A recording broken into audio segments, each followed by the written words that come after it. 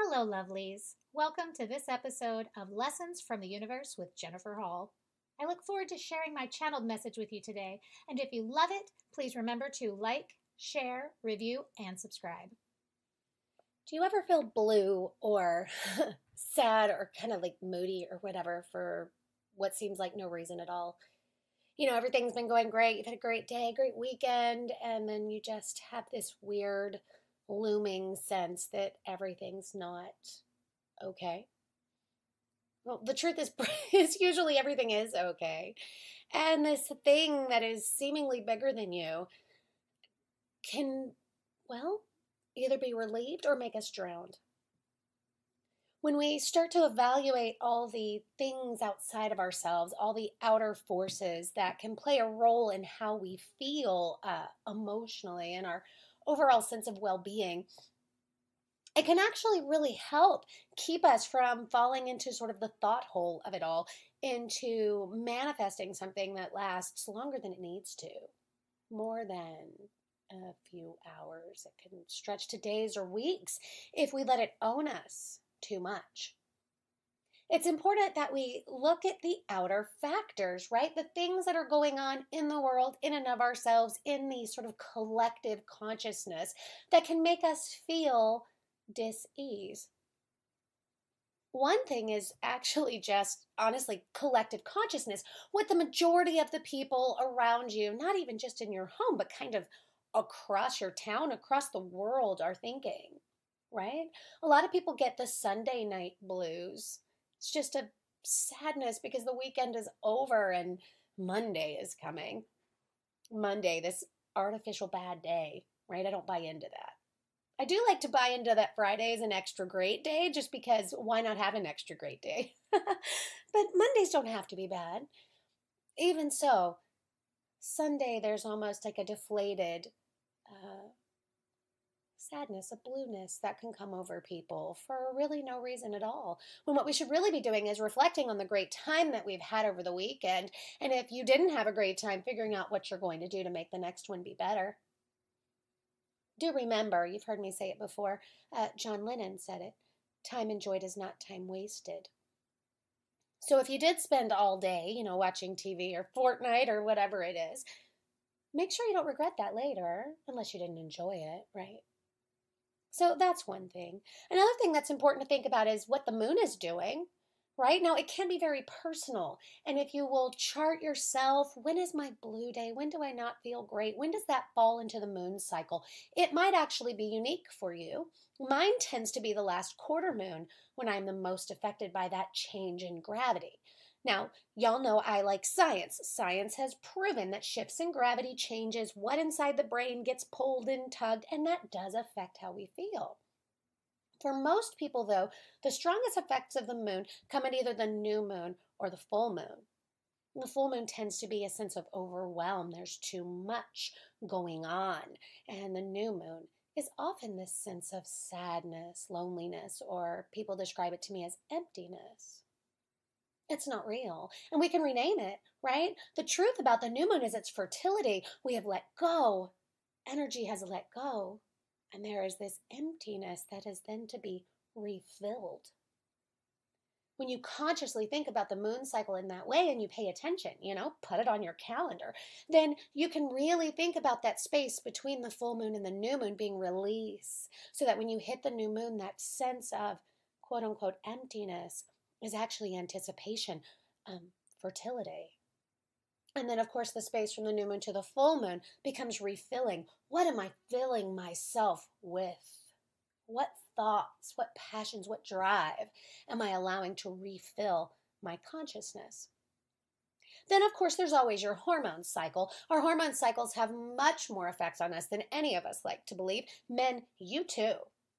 Pay attention to yours. You could change your life, men. That's real. And ladies, don't underestimate the different parts of your hormone cycle. Ovulation is a unique emotion, right? You made your eggs in the womb, in your mother's womb. So like you were an egg in your grandmother's womb, right? So our body is very attached to these things. There is a sensation, an emotional reaction, a physical emotional reaction when the body releases an egg. And then, of course, when we complete our cycle and are not pregnant, our body is quite sad, as if it's lost a finger or a toe, right? Something it created before it was born. That should be understood.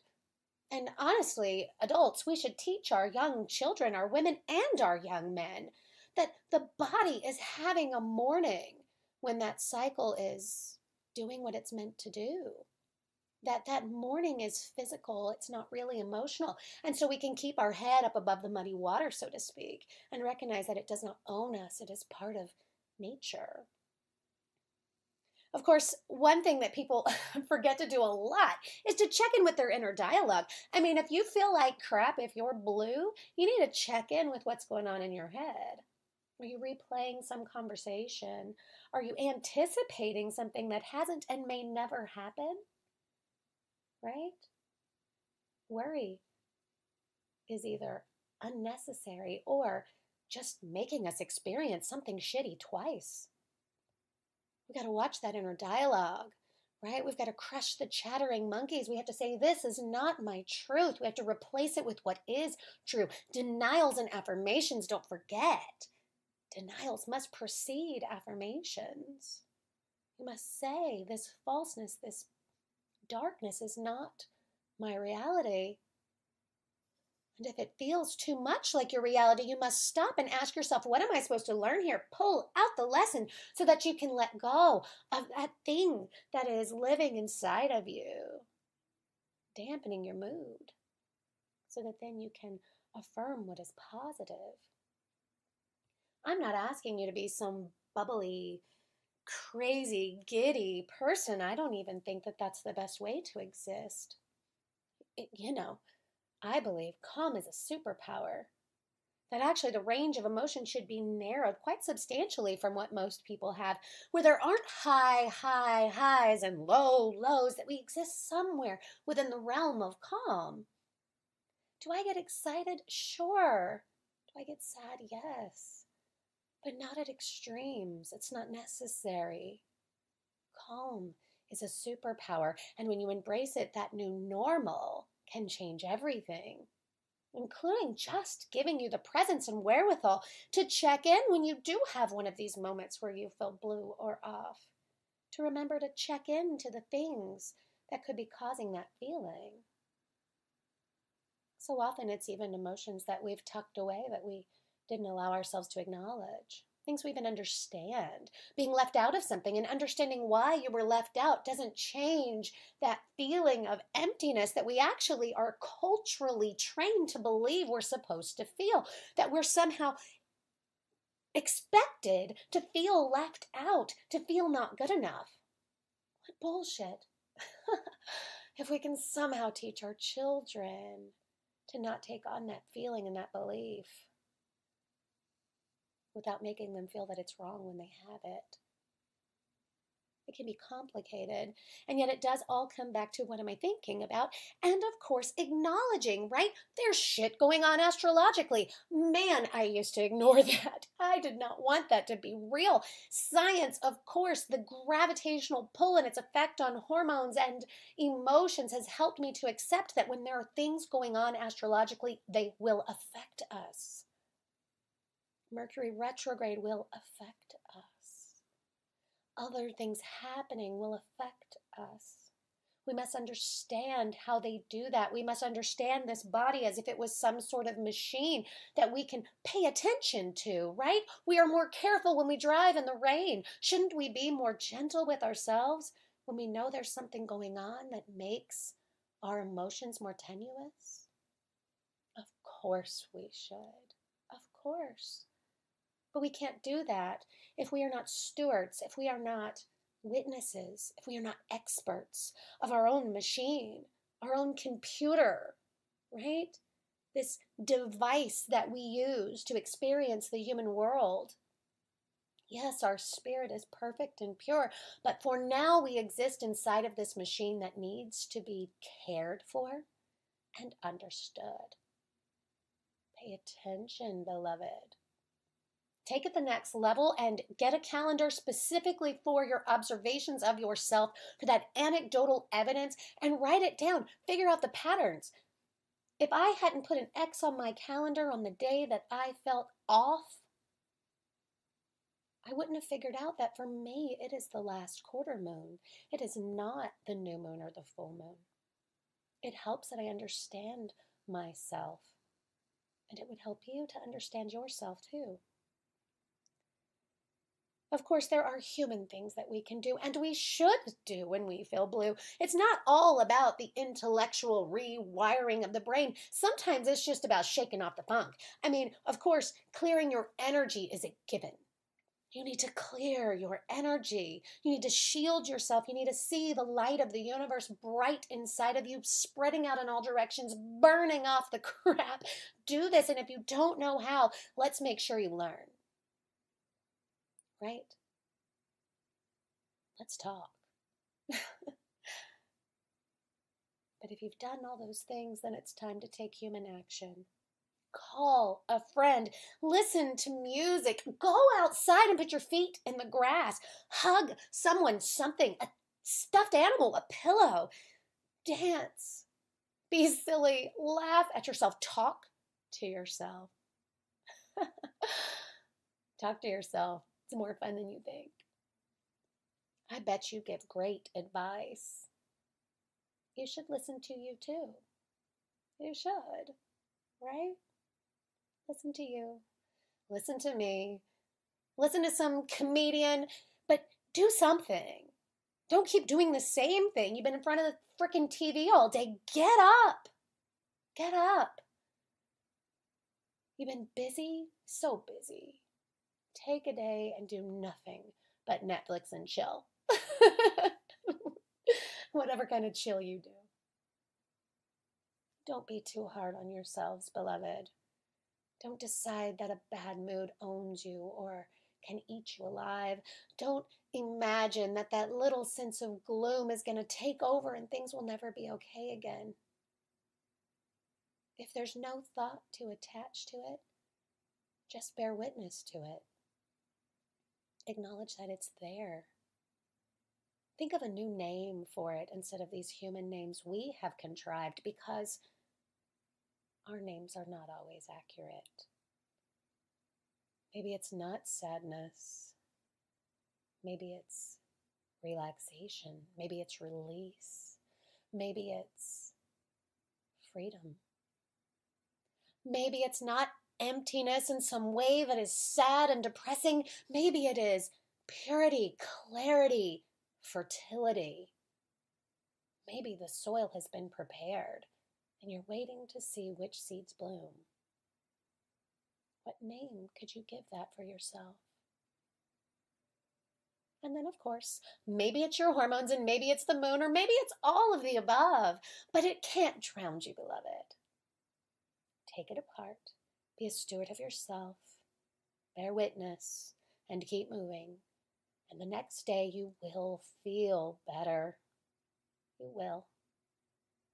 I tell my daughter, sleep fixes everything. I don't literally mean, oh my God, you better go to sleep and just sleep away. Some people get depressed and they sleep and sleep and sleep. That's not what I mean. I just mean sometimes we need a reset. Clear your energy. Speak aloud what is bothering you so that you can talk it away. Or go to bed early and see how different the world looks when you wake up. No matter what you do, beloved, remember that on the other side of the darkness, on the other side of the winter, is spring. And it is bright and lovely. And just like my butterfly garden, every year it is more luscious and beautiful and productive, and I see more butterflies every time you keep the dis-ease from owning you. The reward on the other side is brighter and more beautiful, and there are more butterflies. Cultivate the garden of your mind. And before you know it, it will come back year after year, day after day, tough day after tough day as a more and more beautiful, natural state of being. Think about it, lovelies. Until next time, namaste. Thank you for joining me for this episode of Lessons from the Universe with Jennifer Hall. If you haven't already, I want to personally invite you to come out and find me on social media and at my webpage, psychicjenniferhall.com. If you are inspired by the podcast and want more content, consider clicking that Patreon button on Podbean, or you can support the show at paypal.me/Universal Lessons LLC, or by visiting our swag shop at spreadshirt.com. You can find the direct link on my Facebook page and my webpage. If you have questions, consider attending one of my quarterly seminars here in Dallas, or book your own educational session from anywhere in the world using the link that you can find on Facebook or on my webpage. I am sending each of you love, light, clarity, and wisdom, and I want you to know that whether you realize it or not, there's a little brunette with a podcast that's got your back.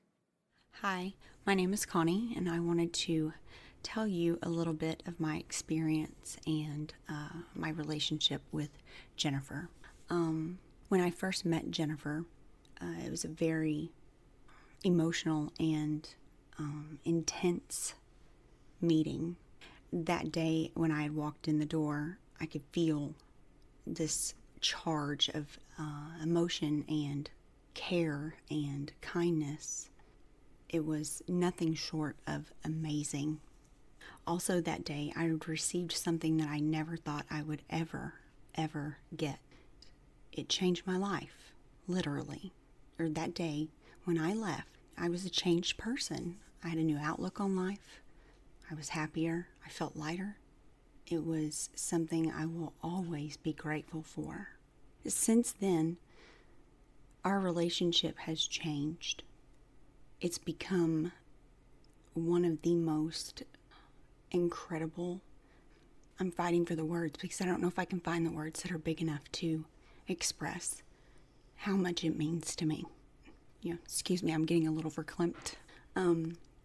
The things that I've learned about myself, about the world around me, about my spirituality has been priceless, and the level of gratitude I have in regards to that is just immeasurable.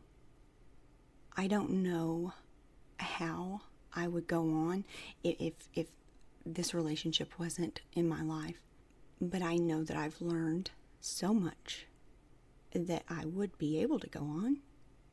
So I'm grateful for that too. I became a patron of the podcast because it gave me the opportunity to support and nurture something that nurtures my spirituality and me growing as a person and becoming my best self. I'll always be grateful for it. It'll continue to go with me throughout the course of the rest of my life. There's so much love that is put into this, and supporting its growth will benefit this world. Namaste.